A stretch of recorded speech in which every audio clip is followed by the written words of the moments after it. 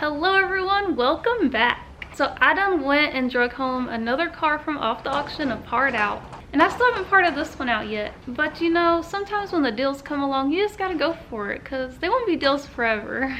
Real quick, I just wanted to say I did go preview this car before I bought it. I just kind of looked at the motor and transmission and make sure it didn't get damaged in the wreck because it did get hit really hard in the front. I didn't dig deep into this car because I wanted to wait until I was able to share it with you guys and see if we could find some goodies. One other thing I did want to say is everything after the intro, but not including the outro, was filmed yesterday. I didn't like the way the intro turned out, so I decided to redo it, and my camera died before I was able to do an outro, so I'm just going to do that today. Honestly, I wanted to do the whole video over again, but there's some things that I showed that I wanted to be genuine, so I left them in there. I look like a hot mess. Anyways, I just wanted to let y'all know that that's why I look different today than I did yesterday. So are y'all ready to see what we got off the auction this time? All right, let's go check it out.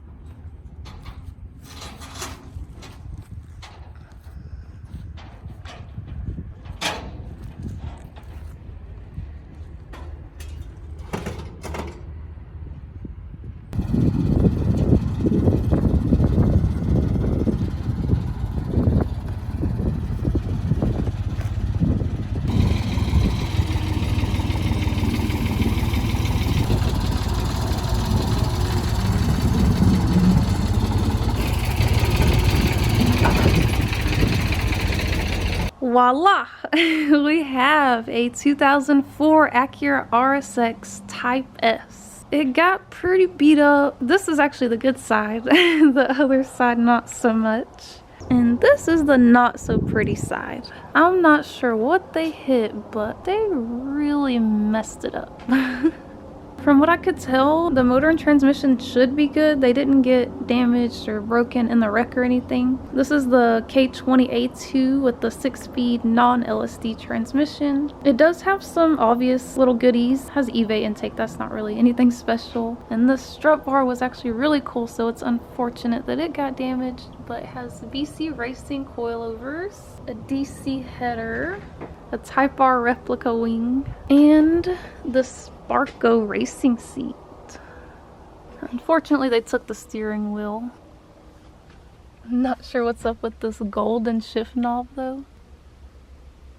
The car did have a touchscreen radio in it, but the people at the auction decided to rip it out and list it separately on the auction, which is really annoying. They also did the same thing with the wheels. It did have wheels on it. You could actually see the tire in the picture, but when I got there to preview it, the car was sitting on the ground with no wheels, and there just so happened to be a set of wheels listed separately on the auction that were obvious that they came off of this car. They're aftermarket wheels, and it actually matched the tread pattern between the two pictures, a picture of the tire on the car and then the separate listing with the picture of the wheels. The tread was definitely the same. They're the same tires. They're stretched tires on aftermarket wheels. It's obvious that they're on this car, especially since they obviously took the radio, because in the listing they left the radio bezel on the radio. It was clear that it came off of a RSX because I just know how the bezels look with the little hazard button. So they tried to say they put the wheels on the car to prop it up for the pictures, even though they took the pictures in a way where you couldn't see the wheels. They just happened to take the picture where you could still see that one tire on the right front,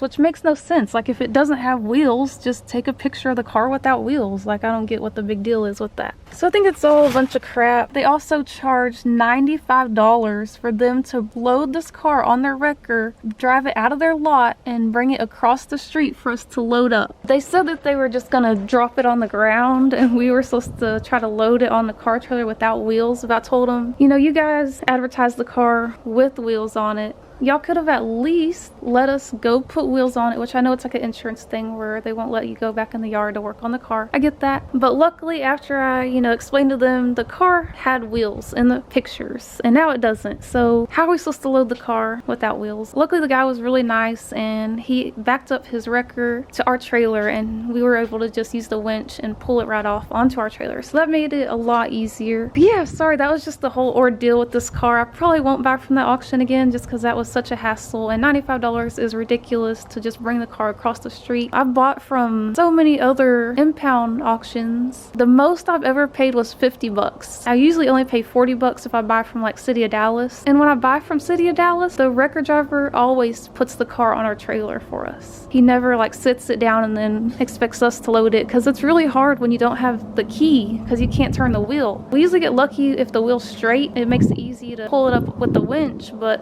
in this case, the wheel's turned and we don't have a way to turn it straight. Thankfully, they're able to load it. But anyways, guys, enough about that. Sorry, I just wanted to share with you guys because that was kind of crazy. I usually don't have a bad experience when I buy cars off the auction, but this time, I don't know what's going on. Just one of them things. But yeah, guys, there's a couple more things I want to show y'all that I haven't looked at yet. I have looked at the ECU, like I just like moved the cover and I was like, okay, the ECU's there. But there's a sticker on the ECU that has me thinking, like, is it just a sticker or is this real? I wanted to wait and bring you guys along with me to take the ECU out and look into it more. So the thing that I'm most curious about is this ECU. So when I previewed the car, I just moved this flat back and I just checked to make sure the ECU was there, because I was like, well, they're taking everything else off the car, let's make sure they didn't take the ECU.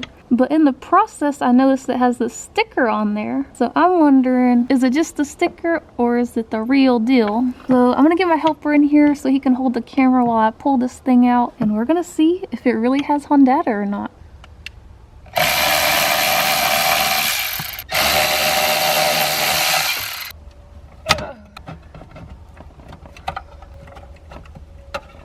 So now I want to see if there's a port on the back.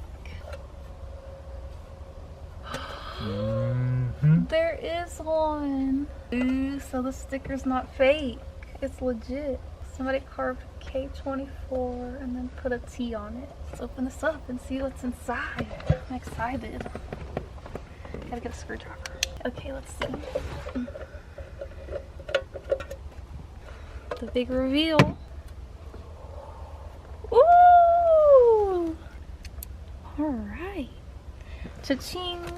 Oh my god, it's legit. I was like, they just put the sticker on here, but no. Okay, I'm too excited for this right now, so. Okay, sweet. So it does have KPro. That's freaking awesome. I really wasn't sure. I was like, is that just a sticker? Like, this is a stock car. Who's gonna put KPro? But hey, I'm not complaining. But do y'all want to see something funny? So a while ago, I opened this and I was like, I wonder what's in here. Oh, a freaking rat's nest. What the heck? Yeah, gross. But anyways, guys, there's one more thing that I wanted to check that I'm not sure about, and that is, does this car still have the stock catalytic converter? Now, I'm not going to get my hopes up. Most of the time when people put aftermarket header, they usually get rid of the cat, but you never know. So let's find out together. Nope, it just has a little flex pipe in there and then it just goes straight pipe all the way back. Well, that's all right. I kind of figured.